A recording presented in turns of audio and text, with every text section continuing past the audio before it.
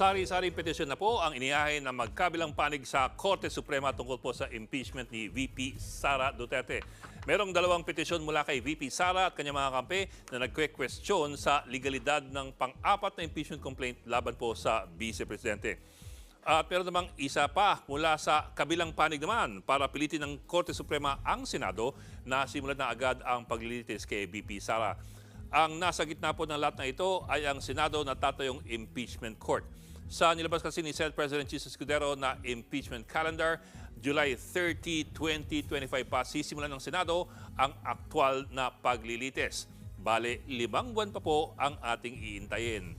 Pero ang lahat ng ito iikot sa isang malaking tanong.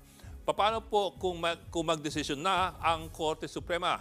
Ang Korte Suprema ba ay may kapangyarihan na madaliin o kaya ay harangin ang paglilitis ng impeachment court? Natatanong po yan dahil ang Korte Suprema ang tinatawag po natin parati na final arbiter na pwedeng magbaliktad ng mga desisyon ng Kongreso at ng Pangulo. Pero sa 1987 Constitution kasi ito po ang nakalagay. Ang Senado lamang ang may kapangyarihan sa lahat ng kaso ng impeachment.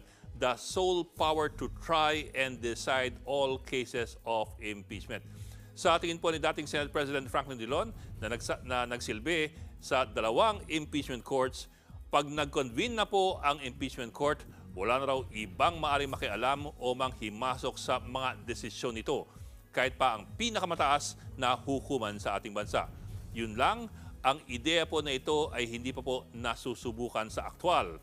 Ito pa, paano lang kung sakali na maglabas ng TRO ang Korte Suprema habang umaandar na yung impeachment trial sa Senado? Sa tingin ni Drilon, kung mangyari po yan, ay magkakaroon po tayo ng constitutional crisis dahil malamang na hindi papansinin ito ng impeachment court, yung utos ng Korte Suprema. At kung mangyari yon at kung magkasubukan ng dalawa, sino kaya ang masusunod?